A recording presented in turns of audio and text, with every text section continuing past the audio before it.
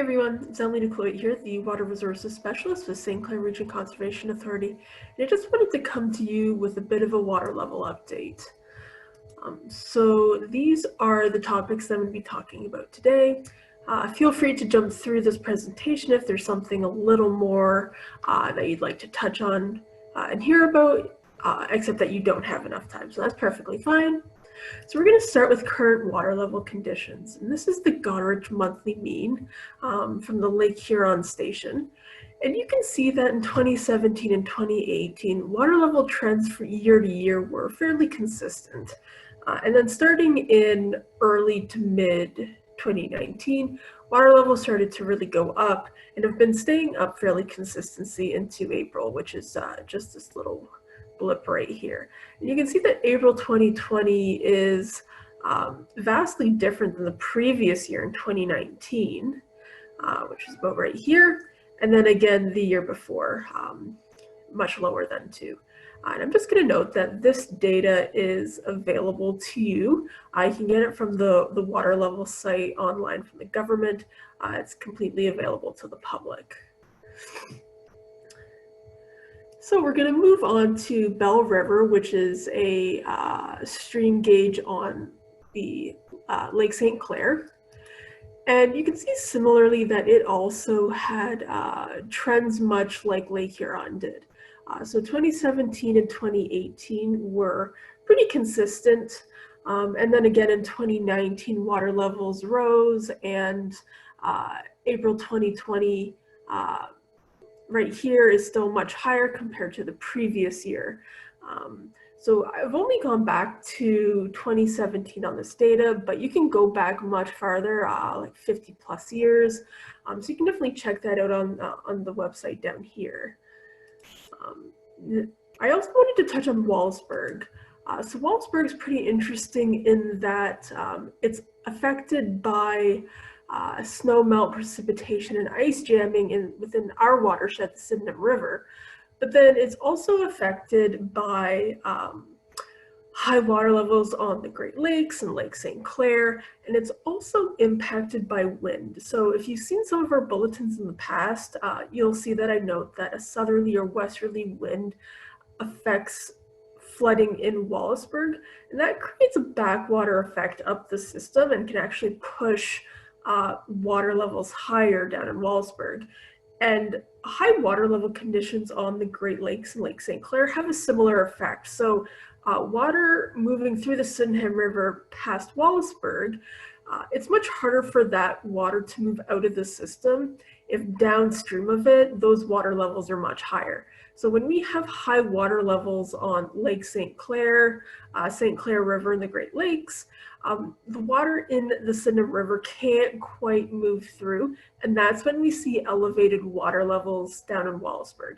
And that's what happened last summer. You can see this right here in July.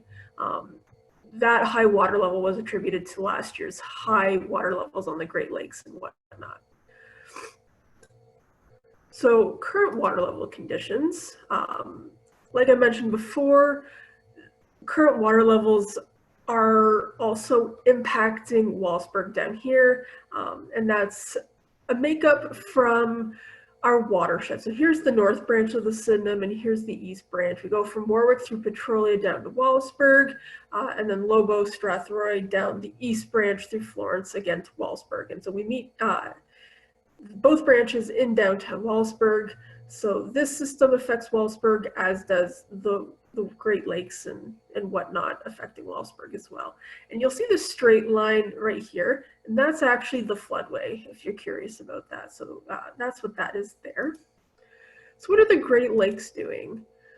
First of all, let's touch on the Great Lakes system. I think this map is really imperative when it comes to understanding why we're getting water levels. So our region right down here, Sarnia, Chatham, Kent area, west of London, we sometimes think of us as this little area, but really we are a product of this giant system from both the Canadian and the American side.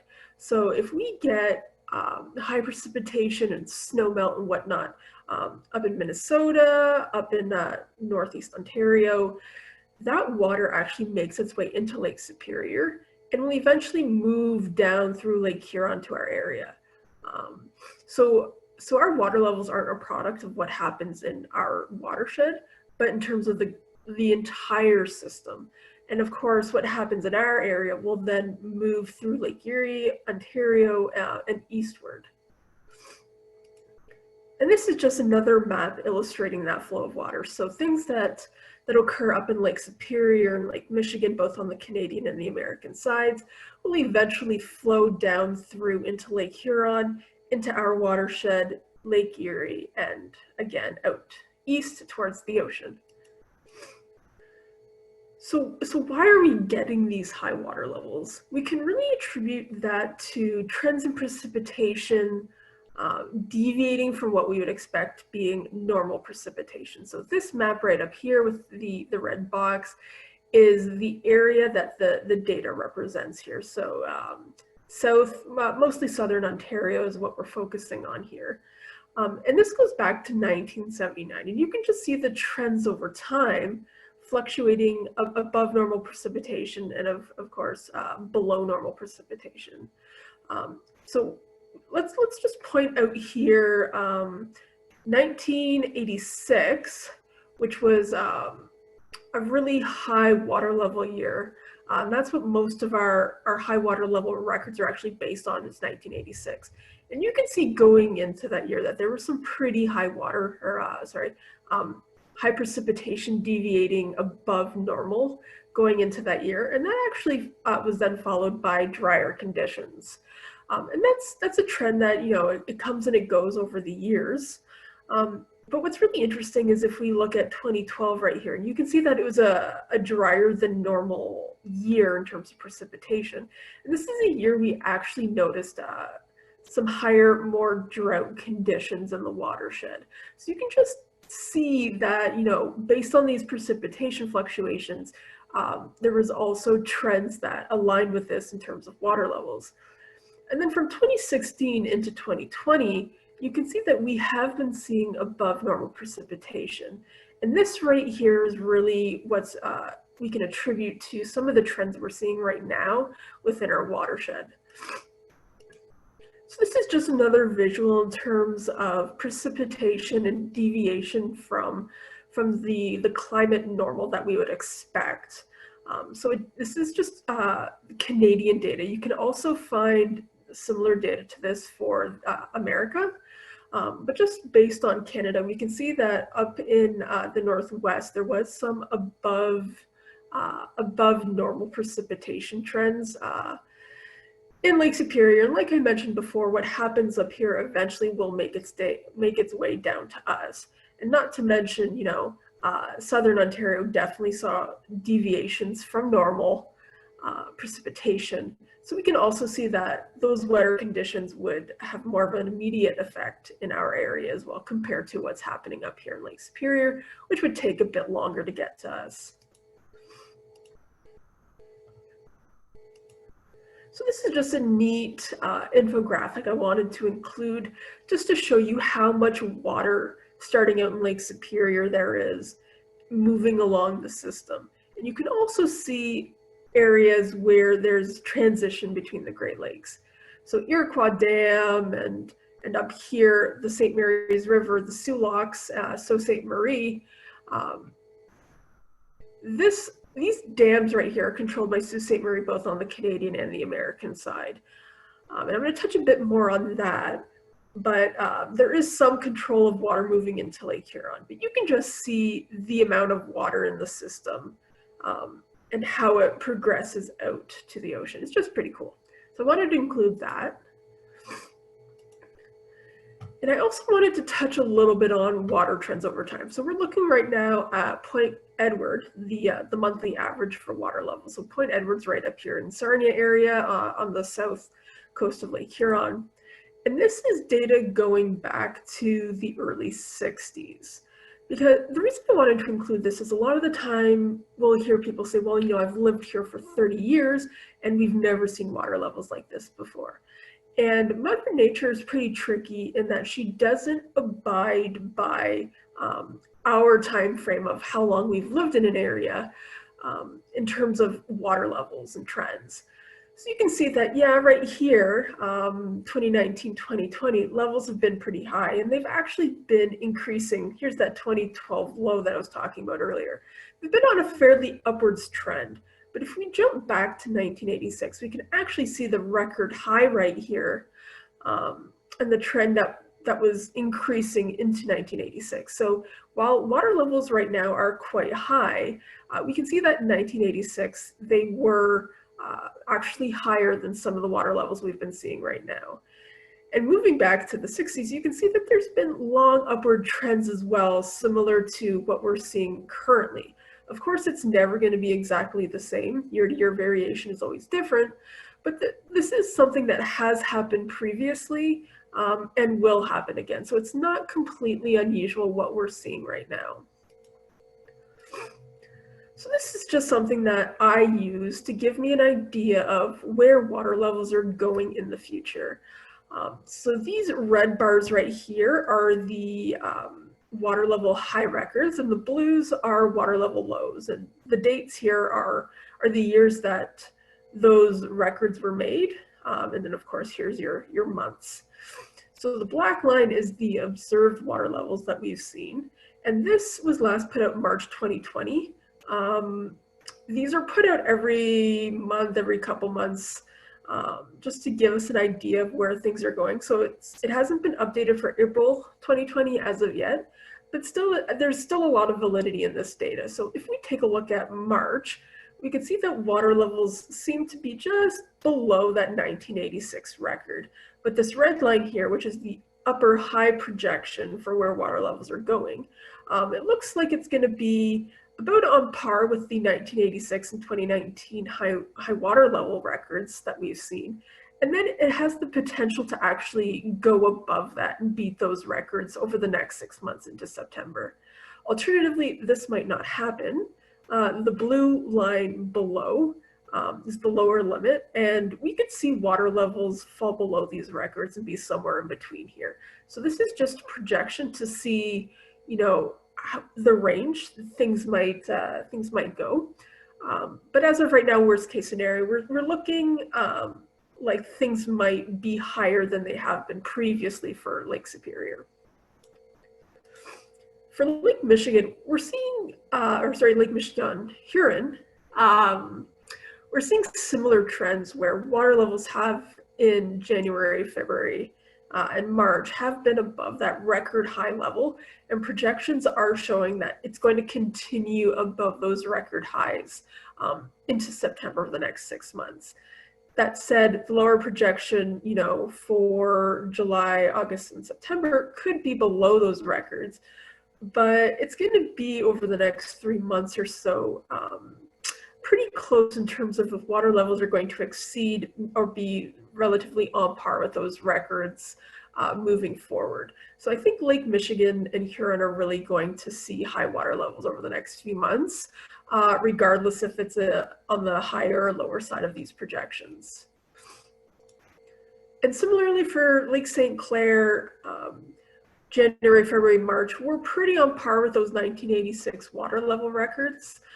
But over the next 6 months, you know, it's very much predicting that we're going to exceed those newly broken 2019 records into September, and that the lower limit on this, it's likely still to either be on par or beat April and May records for Lake St. Clair. So this is something we're really going to have to keep an eye on, because if these trends are consistent with these projections, and we do see these really high water levels, that's going to mean that Wallaceburg is going to see high water, just because the water can't get out of the Sydenham River into Lake St. Clair, and it's actually going to push back. And that's what we saw last summer in 2019, that water couldn't get out of the Sydenham River, and we had static high water levels.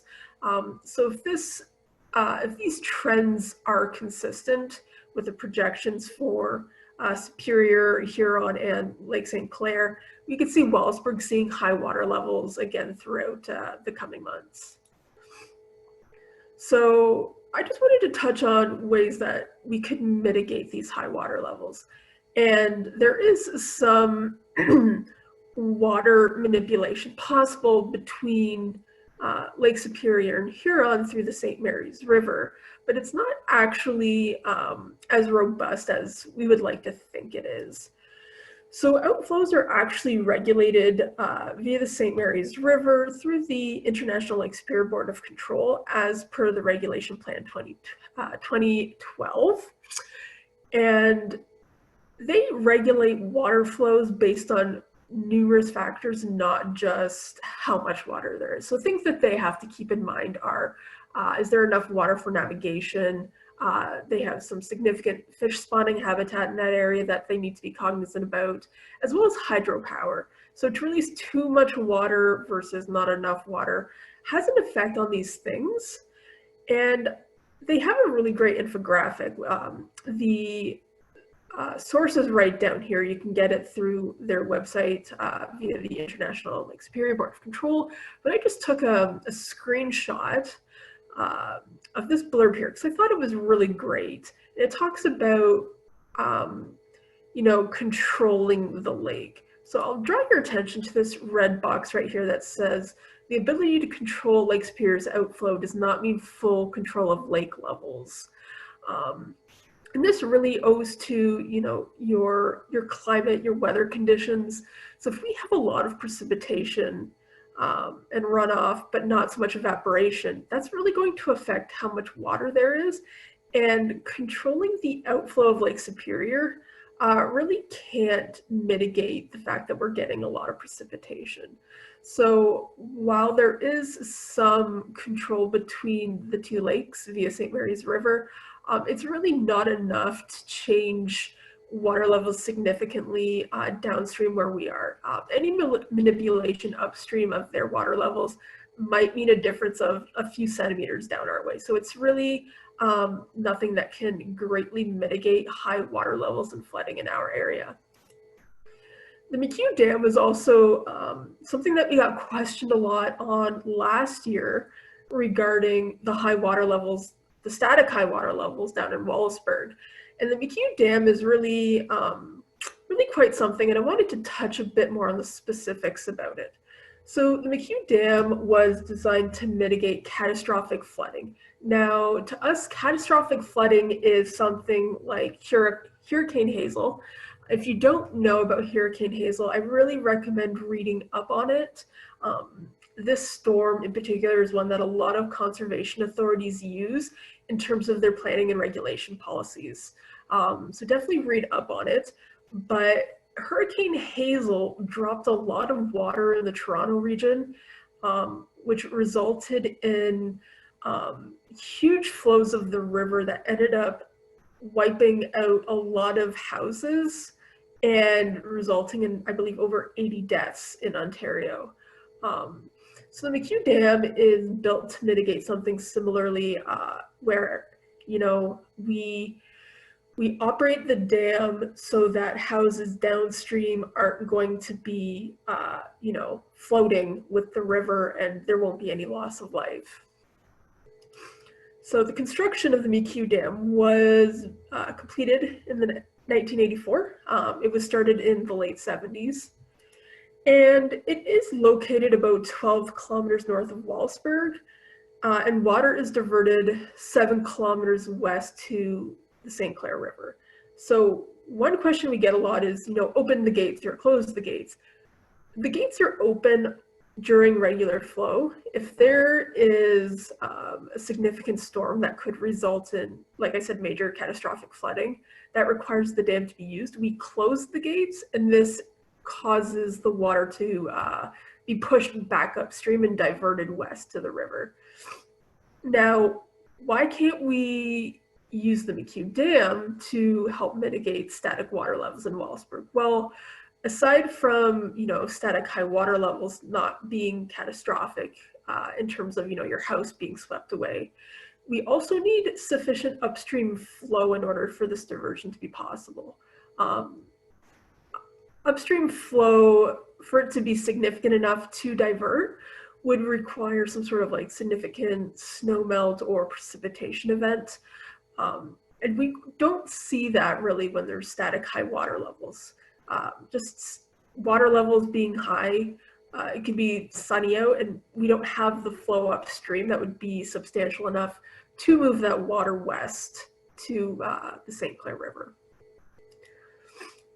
I also wanted to just show some pictures. I believe this is from the 2019 event, February 2019, of the dam itself, and just to give you some perspective on what happens when we do close the gates. So here's the dam here. The gates have been closed and water is being pushed back upstream. You can see here that it is flowing down the floodway, and this is going west to the St. Clair River. And this right here is the Sydenham River coming in. So again, here is the dam. This is just a more easterly visual of what's happening. So again, water is being diverted west to the St. Clair River. But when we close the gates, it actually floods upstream of the dam. And there's houses and farm fields here that are flooded. So this is another reason why we don't operate the dam just for static water levels.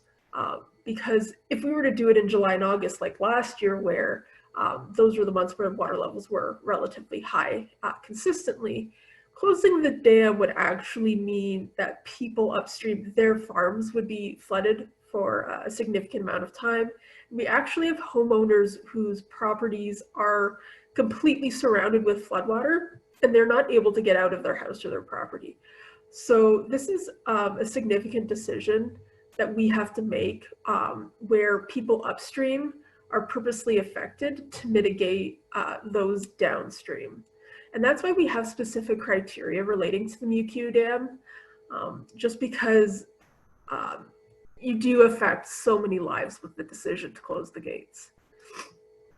And again, this is just an aerial photograph of upstream flooding like I was talking about. These people upstream are affected quite substantially, and flooding like this, depending on how long the event is, could last from days to over a week or two before the waters completely subside back into the banks of the river. So this is why the McKeough Dam is reserved for catastrophic flooding and not used for just your static high water levels as a result of wet conditions over the years moving through the greater Great Lakes watershed, creating high water levels. Another thing that we're seeing too is shoreline armoring not quite holding up with these high water levels. So I wanted to touch a little bit on that as well.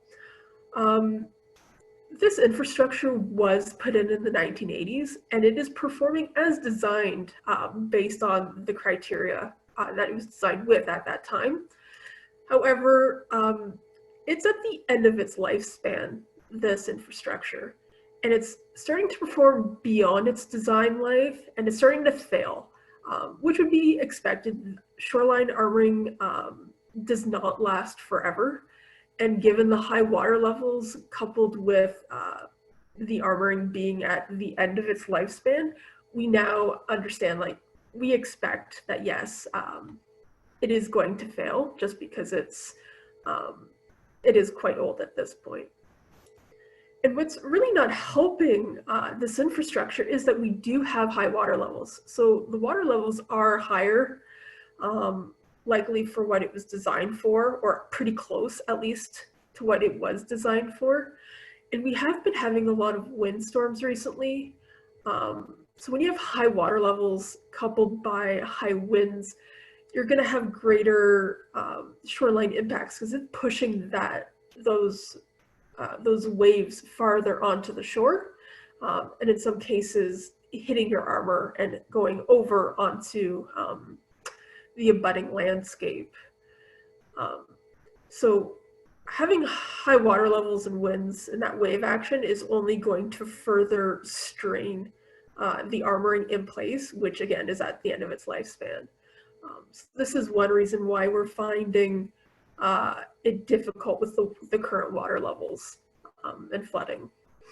So that's just, oh, before I get ahead of myself, here's a photo of the Brights Grove area, just to give you an idea of the shoreline armoring in place. You can see that is past its prime just a bit. And this photo was actually taken, I think, 2 years ago. So we would expect water levels to actually be higher now. And again, like I said, this infrastructure is quite aged, and it is now finding it difficult to keep up with the ever-increasing water levels. But yes, I just wanted to quickly give you a rundown of current water conditions and what we're seeing and why we're seeing it. I'm so glad you could join me today to tune in. Feel free to check out our website. There's a lot of information and resources available online. But if you don't quite find what you're looking for and you have further questions, you can definitely contact us. We are working from home. However, we are still responding to emails and voicemails as well as possible. So if you have any flood or water level questions lingering, you can direct those to the Water Resources Department. That's the area we deal with, so feel free to contact us regarding that. Or if you have any questions regarding shoreline armoring and permits and how to protect or build on your property to help with these water levels, that's a question best suited for the regulations department. So hopefully this helps and we can answer any questions you have, and stay healthy and stay safe. Thanks for tuning in.